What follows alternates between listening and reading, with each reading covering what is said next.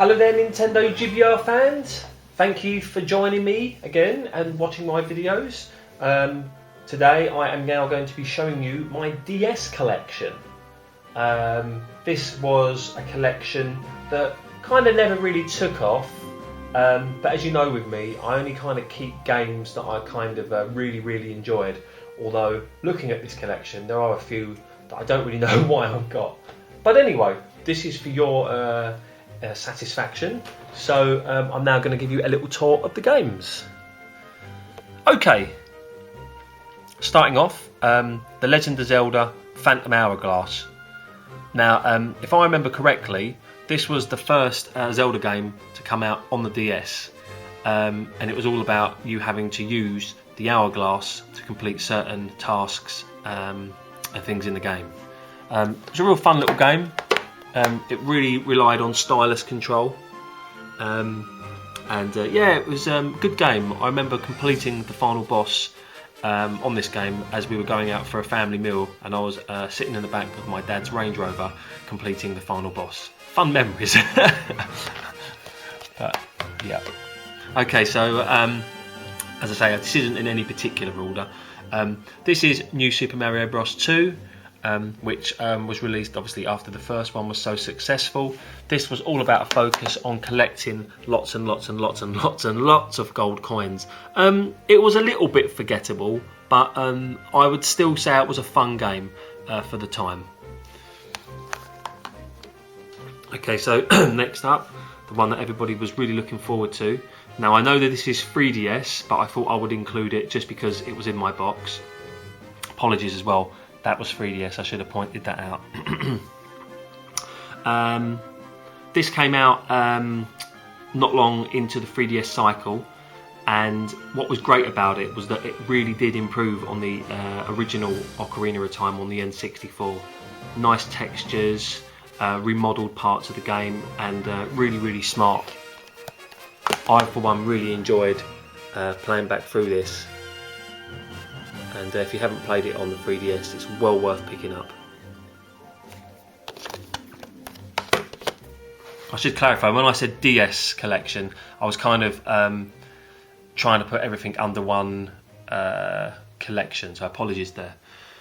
Okay, so this is also a pre-order case, if you pre-ordered The Legend of Zelda Ocarina of Time. I've left it sealed. I mean, I don't really understand the need to have a pre-order case to change it over with, but nonetheless I have one anyway. Okay, so next up, probably the crown jewel in my DS collection, is Legend of Zelda Spirit Tracks. Now this was kind of one all revolved around a train. It was a bit of a strange one. I'd say if there was ever another Majora's Mask in the Zelda collection, I'd say it was Spirit Tracks. It was fun to play, but very odd. Having a train to control was quite weird, but it's good fun. Now, as you can see underneath here, I got the special edition tin, and I remember when this came out, the tin was selling for more than the game and the figurines just on its own. I don't think there's anything on the back of this tin. No, it's very dull. But you got the game, which I've just showed you, Spirit Tracks. You got a really nice embossed kind of box, or tin, sorry, and then you also got figurine of the knight that you kind of came up against a lot, and you also got a figurine of Link. This still sells quite well. It's quite hard to find, so I was really proud of the fact that I managed to hunt one down and get one. Okay, so next for the DS is Electroplankton. I used to love this game, making all the strange noises and strange sounds, making up your own music and stuff like that. It was quite popular with people that was into their music. I used to remember quite a few people bringing this in and playing it in the staff room. But yeah, if you've never picked up Electroplankton, please do. It's a lot of fun. Okay, so the new Super Mario Brothers for the DS. When this launched, this sold by the absolute, again, bucket load. Really popular title, really lots of fun to play, and we hadn't had a kind of side-scrolling Mario game for some time, so it was a lot of fun, and it kind of brought back a whole new thing that Nintendo seems to use so much now. New Super Mario Brothers, new Super Luigi, new DS, or new 3DS XL. You know what I'm talking about if you're a Nintendo fan. Okay, so a title that I had to pick up because I thought it was very strange was Freshly Picked Tingles Tingles. I'll start again. One that I thought was quite strange was Freshly Picked Tingle's Rosy Rupee Land.